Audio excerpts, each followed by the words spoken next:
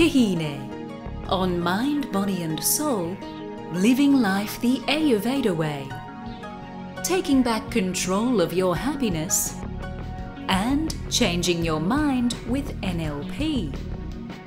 But first, let yourself float away to the healing sounds of the shakuhachi flute. In the 1970s, Australian Andrew McGregor heard the unique sounds of the shakuhachi flute on a rock and roll recording by Leon Russell, and he loved it.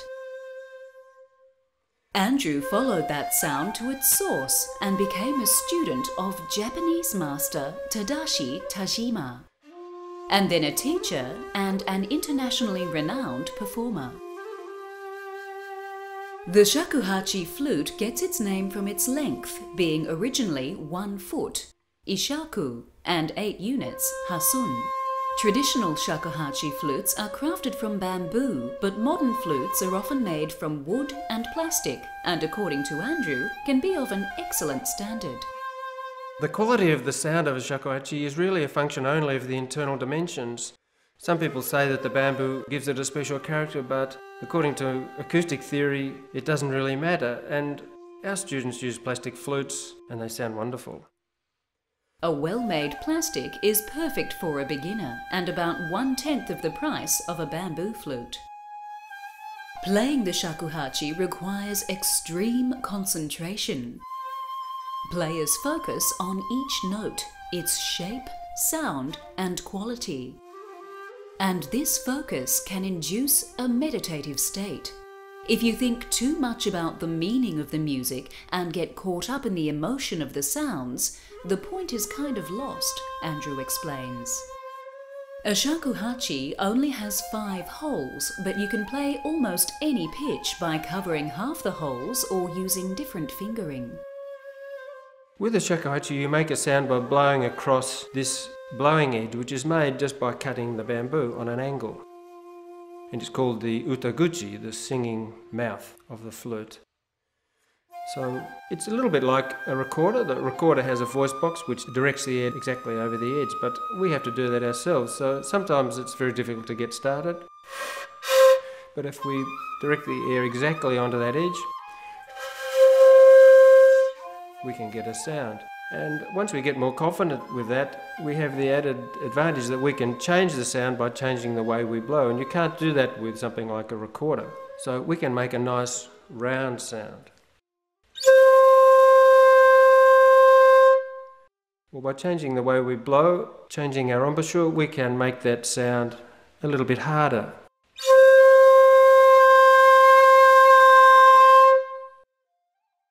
We can make it breathy, like the wind blowing through the bamboo leaves in a forest. Or we can make it violent.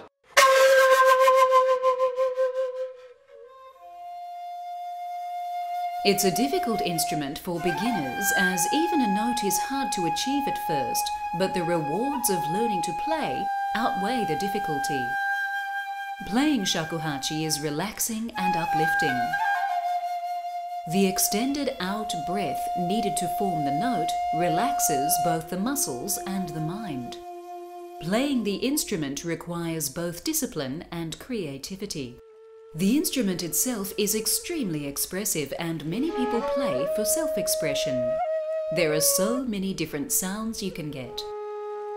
As a performer, you have to be a little bit careful because, as one of my teachers says, Andrew, only monks play for themselves. As a performer, you have to remember you have an audience. Often, the music of shakuhachi, particularly traditional Zen Buddhist compositions, tell a story or describe an image, and the player focuses on this to inspire their performance. We're taught these pieces in great detail, and we have to follow exactly the way our teacher plays it. But once we learn it, we internalise it and we create our own image, and we mix that with our own life biography, and the piece can change quite dramatically from teacher to student. And especially when you're performing, it's very important, I think, to rise above your personal issues and the mundanity of everyday life and try and have an image that is universal and comes from something greater than ourselves, at least. You always have your own image, whether you're communicating to the universe or to an audience. This is what makes the playing individual.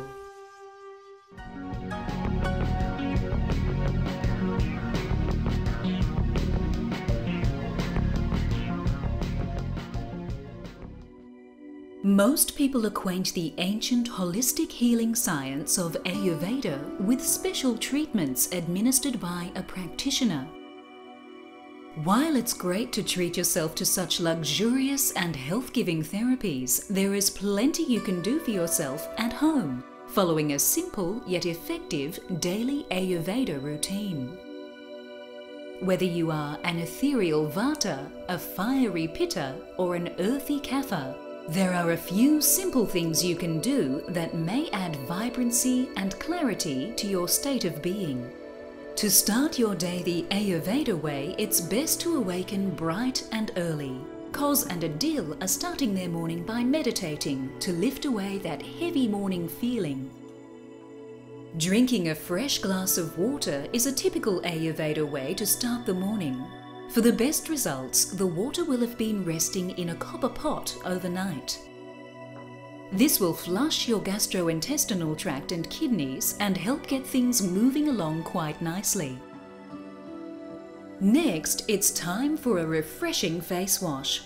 Splash your face a few times with cold water, then wash your eyes with cool water and gently massage them. Blink your eyes 7 times and then give them a bit of an early morning workout. Rotate them in both directions, side to side, up and down, even diagonally if you can manage it. This will have you alert and buzzing in no time. When you brush your teeth, use a soft toothbrush and a herbal powder made from pungent, astringent and bitter herbs. It's crucial to scrape your tongue after brushing. Although most Westerners forget this simple addition, it's valuable for a number of reasons. It sends an indirect message to the internal organs and stimulates gastric fire and digestive enzymes. If you notice a coating on your tongue, it may mean last night's dinner was not digested properly. Perhaps you ate too late or your food was too hard to digest. Be sure to scrape the whole surface of your tongue 7 to 14 times. To strengthen your teeth and gums and improve your voice, try gargling with warm sesame oil every morning. Just a teaspoon will do it. Gargle, then swish it around your mouth vigorously, then spit it out, and massage your teeth and gums with your index finger. Here's a part of the body most of us neglect unless we're suffering from cold or flu: the nostrils. According to Ayurveda practitioner Louise Durrell, the nose is the doorway to the brain. Apply 3 drops of warmed sesame oil to the fingertips and massage the insides of your nostrils. Taking a moment to inhale the scent through first one nostril and then the other. Doing this daily helps clean the sinuses and also improves the voice, vision and mental clarity. An important part of the Ayurveda daily routine is exercise. Regular exercise improves the circulation and increases strength, stamina and endurance.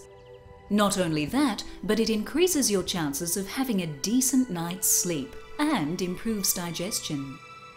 But unlike the Western form of working out, which encourages pain for gain, the Ayurveda way is to exercise to half of your capacity. Exercise only until sweat starts to form on your brow, armpits or spine. The boys are doing their daily sun salutations. Quiet time is integral to the Ayurveda lifestyle. Here the boys take time out after exercise to practice alternate nostril breathing known as pranayama. Just as we started off our Ayurveda day with meditation, it's important to meditate again at the end of the day for at least 15 minutes. It's a peaceful way to end the day, and regular meditation will bring your life into balance.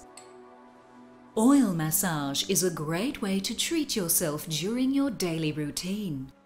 Warmed, fragrant sesame oil rubbed all over the head and body may prevent baldness, greying, and headaches. Sesame oil softens, smooths, and brightens the skin. To induce a peaceful sleep at the end of the day, try applying coconut oil to the feet. Ayurveda practiced as a daily routine may have you feeling more healthy, balanced, and vibrant in the long run. Take a few moments out of your day to do things the Ayurveda way.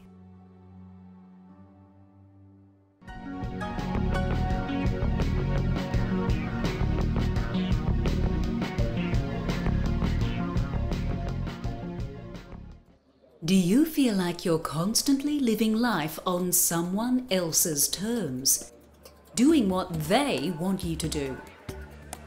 Are your bosses or co-workers putting pressure on you? Are you in so much debt that your life feels totally out of control? Then maybe it's time to put the brakes on and take back your own life. It's your life, so don't live it on somebody else's terms.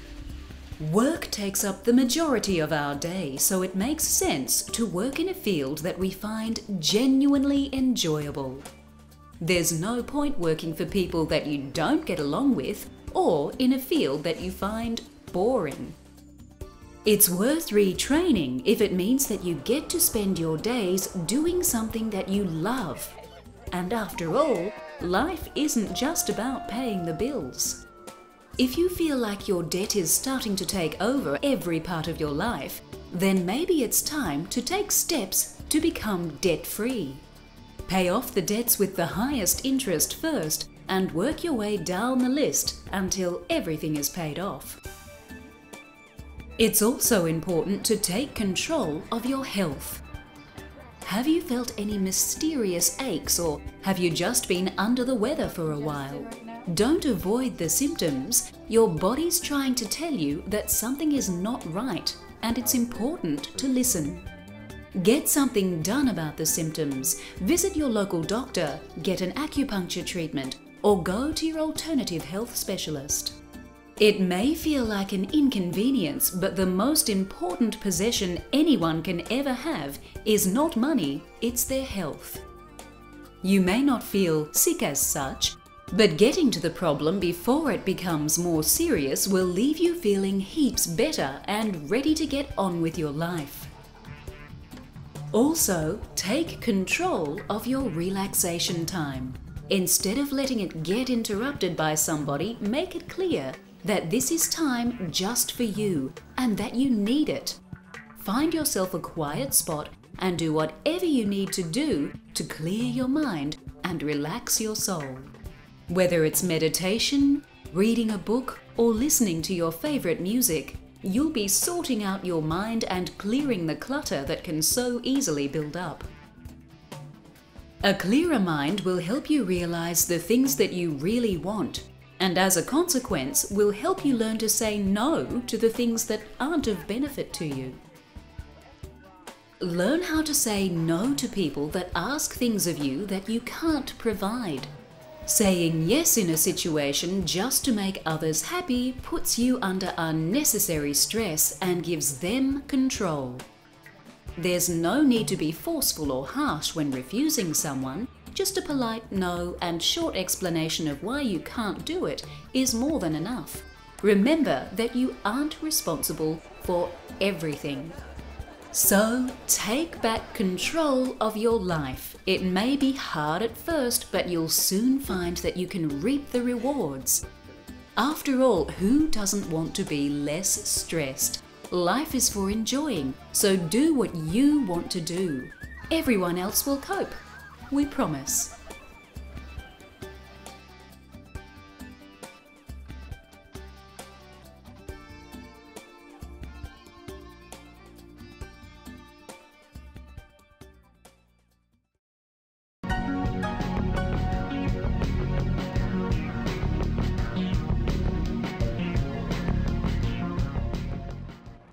Have you ever wondered why one person will find a particular incident very stressful and yet another person will not see it as a problem? Or why some people find activities like scuba diving and parachuting exhilarating and others find them terrifying? It all depends on the way our minds work. Everybody's mind functions differently, so our reactions to life experiences also differ. But what if there was a way we could change the way we react to things? Neuro-linguistic programming, or NLP, is a technique that we can use to alter the way we react. By helping a person understand how their mind works, NLP can be used to increase motivation and remove negative or limiting beliefs. Lindy has come along to see NLP practitioner John Brenton. At the moment, she is experiencing stress and frustration because she believes she can't sell her car in order to get enough money to renovate her house in order to sell it. Is her negative belief structure actually stopping her from manifesting what she wants? John asks her to place her problem outside of herself in a chair across the room. He uses toy props as metaphors to represent Lindy's situation. A toy car for her car, a picture for her house, a wad of toy cash for her money dilemma. Asked how she feels, Lindy says angry and frustrated. Two stuffed teddies are sitting behind Lindy on a couch. John uses these to represent parental figures.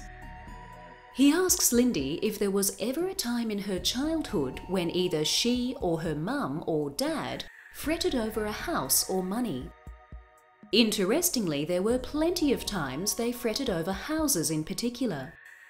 Could Lindy be projecting these old belief patterns over her current circumstances? Lindy also admits that one of her problems is feeling out of control of the situation. She's never sold a car before. John's next technique is to place Lindy's out of control feeling on a point on her hand. As he presses the point, her negative feelings well up. To make a contrast to this, John asks Lindy to bring up the positive feelings she experiences when she achieves or gets what she wants. He hands her a wad of toy money and places the good feeling on a different point on her hand.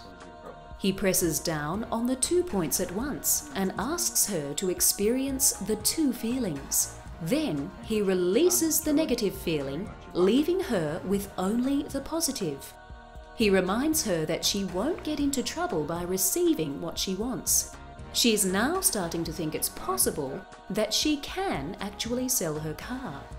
Lindy takes her newfound positivity back with her to her original spot. John places a rock in front of her for her to focus on as she rethinks her dilemma. Interestingly, she's not experiencing any negative self-talk. In fact, she's starting to feel quite excited by the possibilities.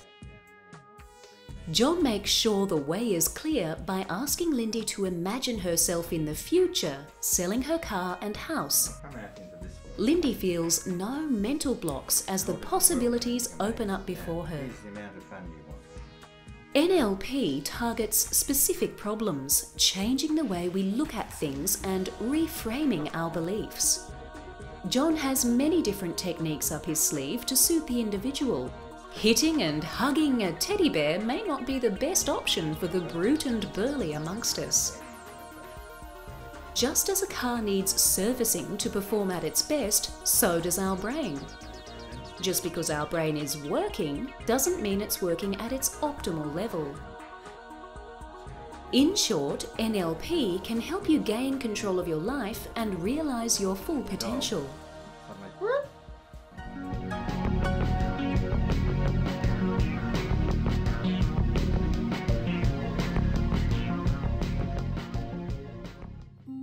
The ancient Egyptians believed that death started in the bowel, and they drew upon the healing benefits of enemas to ward off illness and decay. Today, you can have cleansing enemas administered by a qualified naturopath. Those who advocate the benefits of colonic irrigation, or hydrotherapy as it's also known, claim that the buildup of toxins in the bowel can lead to a large variety of health complaints, such as dizziness, lethargy, nausea, and even serious conditions such as cancer of the bowel. The basic treatment is extremely simple. A nozzle is inserted a small distance into the patient's bowel.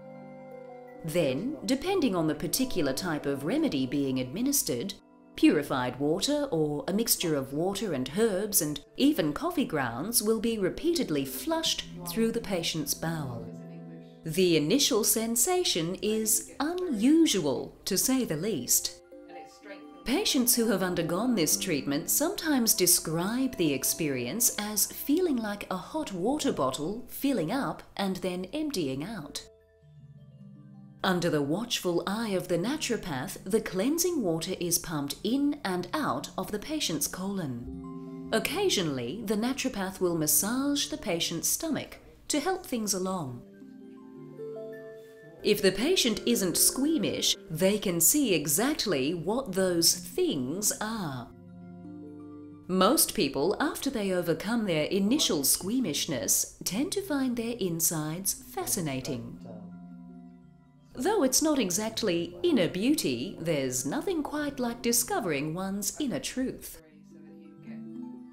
Truth be told, there have been some pretty far-fetched stories about the kinds of things that have emerged from within some colonic patients. Silver buttons, paper clips, and even glass marbles swallowed as toddlers, now coaxed forth during the hydrotherapy. After the therapy, many patients report positive side effects such as clearer skin, more energy, and a general sense of well-being. Many people describe the sensation as feeling lighter.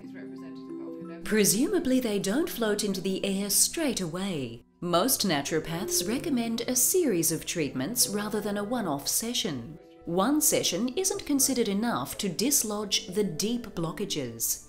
In fact, for the best results, it's best to go on a cleansing diet before the hydrotherapy. Avoidance of difficult-to-digest foods such as meat and bread is highly recommended in the days leading up to the big flush. As they say, you are what you eat.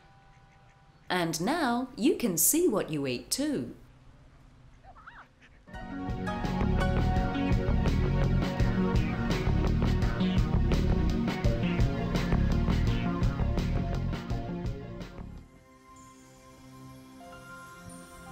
Join us again on Mind, Body and Soul as we discover more paths to health and happiness. But for now, Dominique gives us some food for thought. Wherever you look in the world's philosophical systems, you will find that the root meaning of life, the word that life comes from, means that which is always moving, which is an interesting commentary on the art of cultivating your life. If you resist movement, if you resist change and forward momentum, you're resisting the flow of life itself. Next time you find yourself resisting change in your life, stop and consider this.